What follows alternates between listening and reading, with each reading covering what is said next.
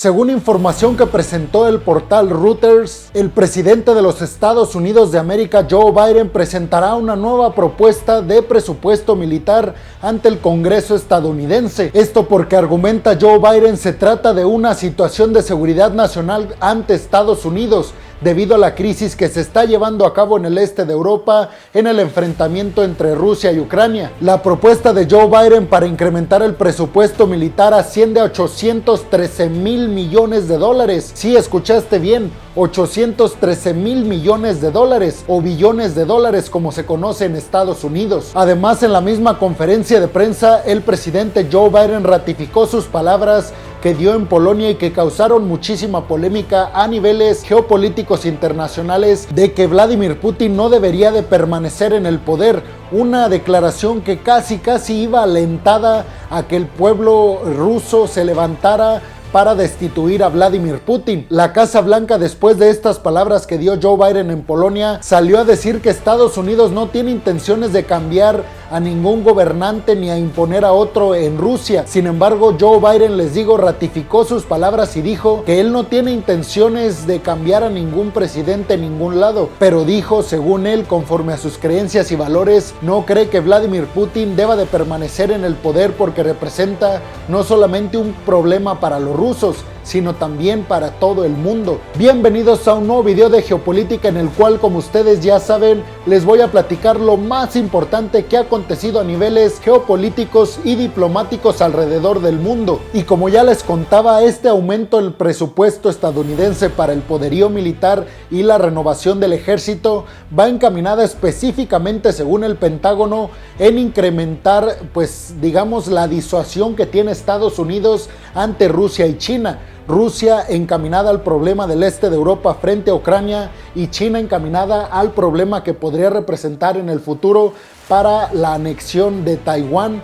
o toda esta zona de seguridad del Indo-Pacífico para todos los socios estadounidenses. Estamos hablando específicamente de Australia, de Japón y de Corea del Sur. Y a continuación les voy a hacer un listado de a dónde se va a ir este dinero según Reuters, estos 813 mil millones de dólares de presupuesto militar en Estados Unidos. Primeramente tenemos que decir que 773 mil millones de dólares aproximadamente irán encaminados específicamente en el tema Rusia y China, haciendo sí más énfasis en el problema que representa para la seguridad nacional de Estados Unidos y para el mundo China. Y aquí pueden caber un montón de cosas, claro está, reforzar todas estas alianzas y tratados que tiene Estados Unidos en el Indo-Pacífico, apoyar a separatistas, apoyar a bloques que intenten cambiar el sistema en China, y todas estas cuestiones que van encaminadas supuestamente desde el punto de vista de Estados Unidos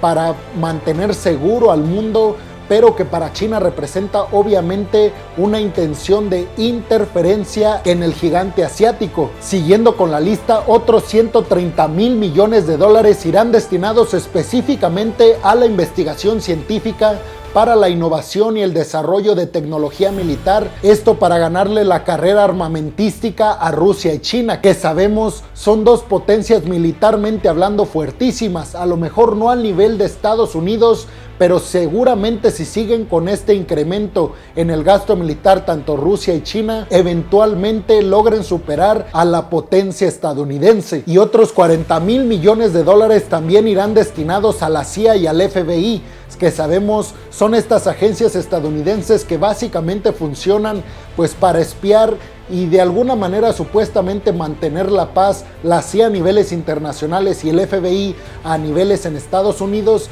pero sabemos que pues a lo largo de la historia después de la Segunda Guerra Mundial estas dos agencias han sido vitales para la hegemonía, o para que siga teniendo, mejor dicho, la hegemonía Estados Unidos en todo el mundo. Entonces 40 mil millones de dólares para estas dos agencias que les digo son importantísimas para que Estados Unidos siga manteniendo ese primer lugar en el mundo. Y además serán asignados otros 5 mil millones de dólares para asegurar o mantener seguros a sus socios europeos. Esto, claro, a partir de las hostilidades que ha tenido Rusia frente a Ucrania. Pero ¿tú qué opinas? ¿Crees que este aumento al gasto militar estadounidense está pues digamos sustentado en una intención legítima de Estados Unidos por mantener seguro al mundo? ¿O crees que es más bien todo lo contrario y lo están haciendo con toda la intención de no solamente asustar, sino atacar a sus principales competidores en el mundo?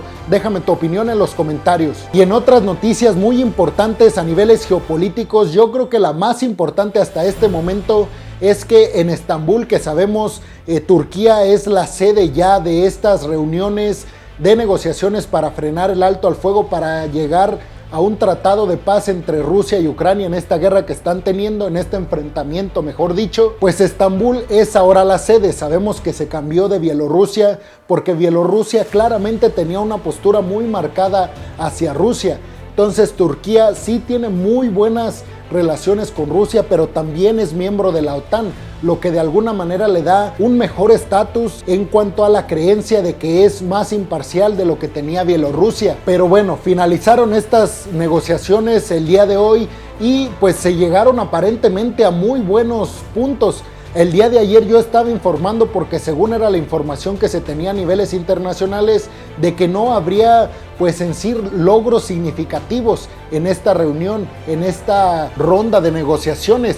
Pero hasta el momento se tiene información de que sí hubo logros y no logros cualquiera, sino logros que van encaminados a así ponerle un alto al fuego a este conflicto en el este de Europa. Y es que Rusia se ha comprometido, escuchen bien, a quitar todo su poderío militar para conquistar a Kiev y algunas otras ciudades que están más hacia el centro y oeste de Ucrania, y se va a centrar más, dijo Rusia, en el Donbass, en Crimea y en toda esta parte del este de Europa que es la frontera entre Ucrania y Rusia. Y por su parte Ucrania se comprometió a ya no intentar recuperar toda esta zona del Donbass que sabemos se compone de las repúblicas autoproclamadas independientes de Donetsk y Lugansk, y que tampoco van a intentar recuperar a Crimea por la fuerza militar, sino diplomática. Entonces aquí ya pues vemos grandes avances, significativos avances para frenar este conflicto. Además acordaron pues digamos poner en este pacto, que todavía no se firma, únicamente fueron como propuestas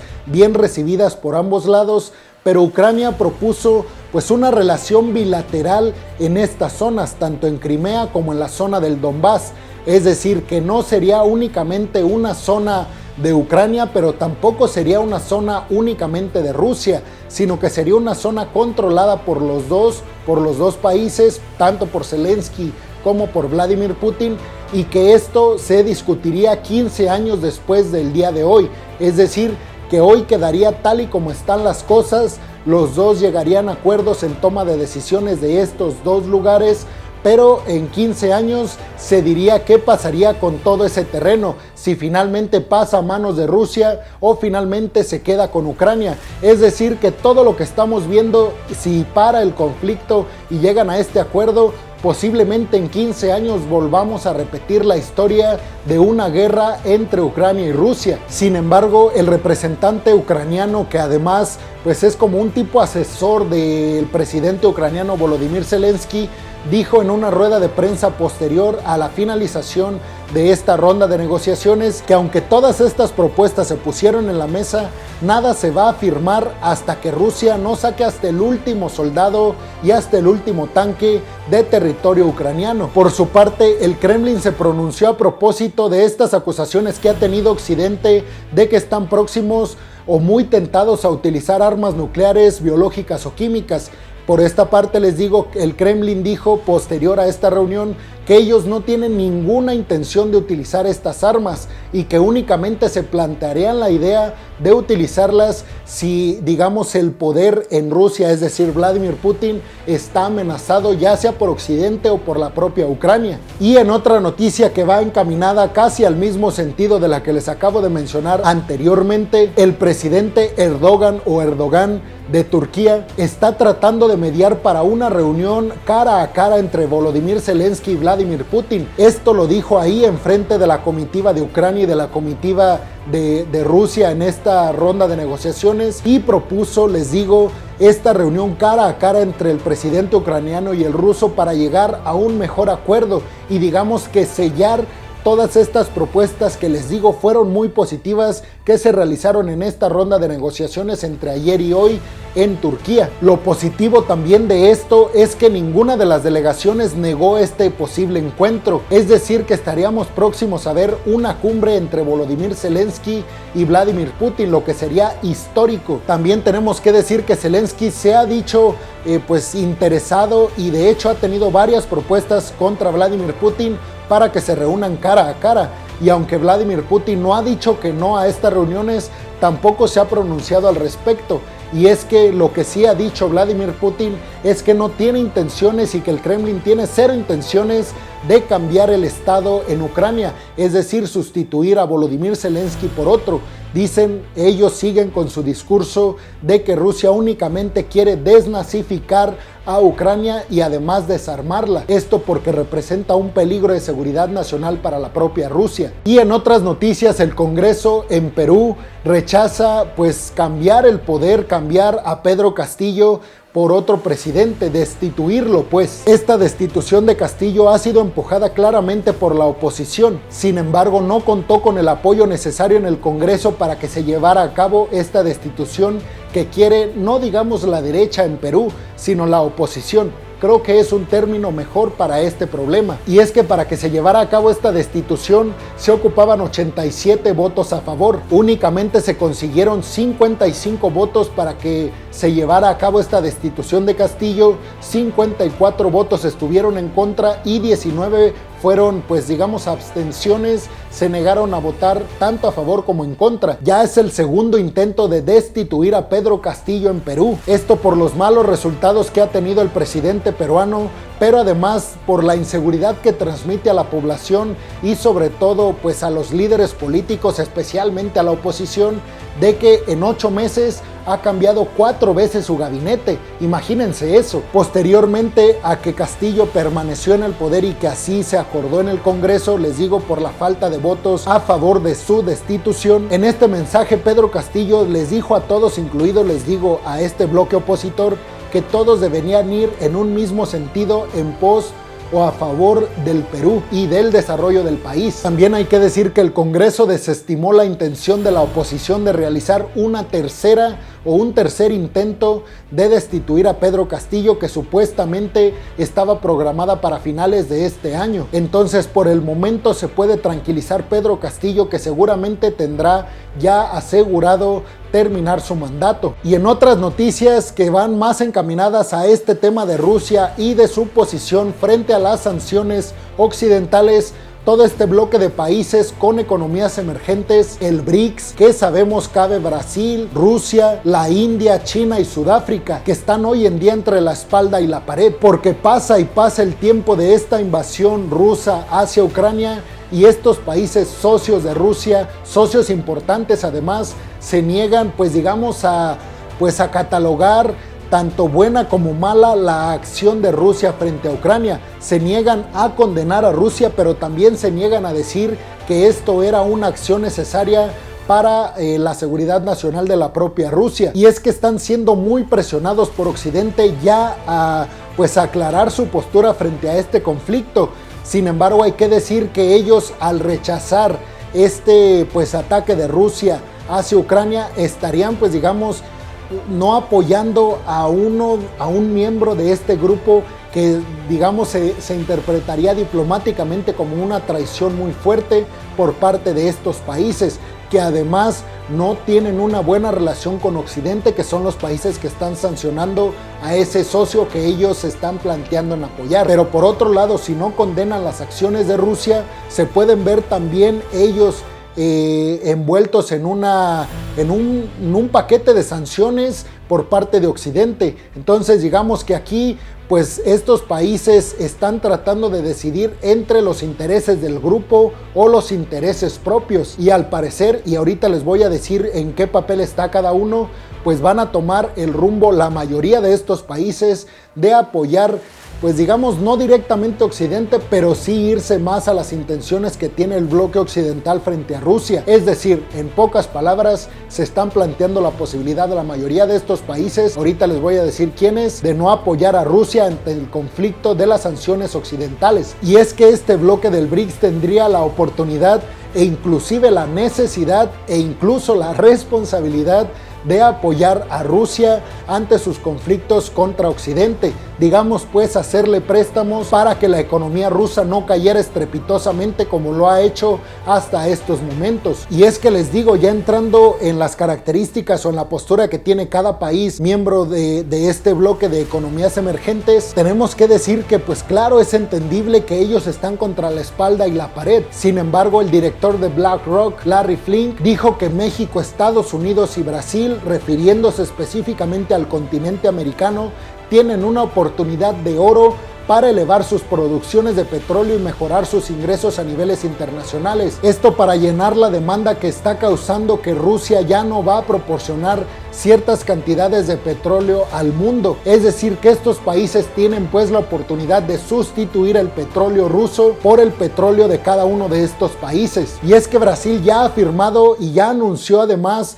internacionalmente que va a aumentar sus producciones de petróleo a finales de este año. Un golpe claramente fuertísimo por parte de Jair Bolsonaro para su homólogo Vladimir Putin. Por su parte, Sudáfrica no está en la misma situación que Brasil, y es que Sudáfrica necesita gas natural y necesita bastante, pues digamos que otras empresas que podrían suministrarle gas como Shell, que es estadounidense, ha dicho que ellos no van a presentar una propuesta para venderle gas natural licuado a Sudáfrica. Esto por la demanda que representa suministrarle gas natural licuado a Europa a raíz de este conflicto que ya sabemos, Europa intenta de quitarse esta dependencia de gas natural ruso. La única empresa que ha puesto sobre la mesa una oferta para Sudáfrica es Gazprom, es decir, la gasera rusa, lo que significa que lo deja sin opciones, y esto representará ser sancionado por Occidente, es decir, Sudáfrica sancionado por Occidente porque no quitó todos estos lazos que unen a Sudáfrica y a Rusia. Pero ¿qué haría Sudáfrica si no tiene opción? Pero bueno, siguiendo con las posturas de los demás países, ahora toca hablar de la India. Y es que la India sí tiene, pues según el Washington Post, una postura prorrusa. Incluso se están planteando, según este periódico estadounidense, en India la posibilidad de reforzar los estímulos del rublo ruso con los estímulos generados por la moneda en la India. Por eso están catalogando a la India como un país que está dispuesto a apoyar a Vladimir Putin y a Rusia. Esto a pesar de que la India es un importante socio tanto occidental, pero específicamente tenemos que decir que es un socio importantísimo de Estados Unidos. China, por su parte, es digamos el país más difícil de analizar en la postura en la que está, y es que sabemos China se ha mantenido muy hermética ante la postura de condenar o no condenar los ataques de Rusia hacia Ucrania.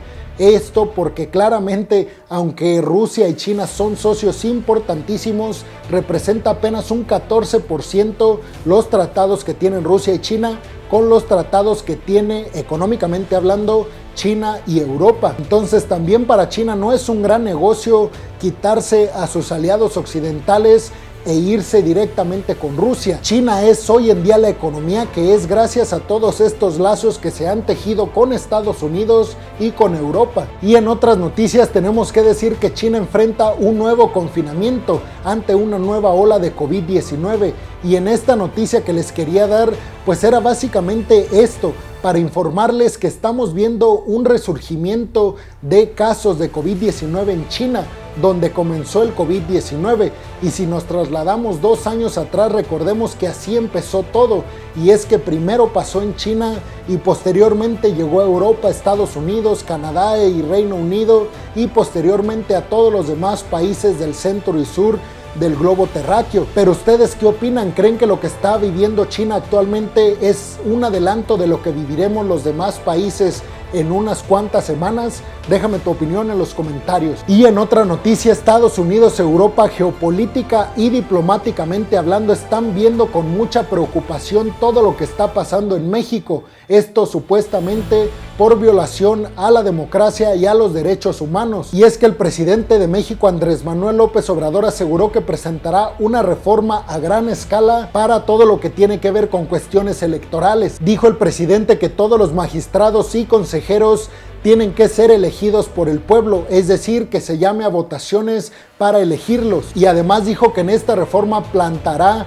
los cimientos para que no puedan los opositores oponerse, valga la redundancia, a la revocación de mandato. Y es que Estados Unidos y Europa ven con preocupación a México precisamente porque Andrés Manuel López Obrador está expandiendo sus tentáculos a instituciones que supuestamente tienen autonomía, y además porque los fantasmas de una reelección por parte de Andrés Manuel López Obrador con esta revocación de mandato se siguen asomando en la sociedad mexicana. Y bueno, peregrinos, eso sería todo por el día de hoy. Les quería agradecer que llegaran hasta este punto del video y por favor les quería pedir, como siempre lo hago, que dejen su opinión en los comentarios, que me regalen un like y que por favor compartan este video en sus redes sociales para poder llegar a muchas más personas. Además, abusando de su confianza, les pediría que si están escuchando esto en Spotify, sigan al podcast, y si están viendo esto en YouTube, por favor suscríbanse al canal, activen la campanita para que les lleguen de último momento las notificaciones cuando suba un video nuevo a mi canal. Y bueno, peregrinos, nos vemos en la siguiente ocasión con un video nuevo de geopolítica. Hasta la próxima.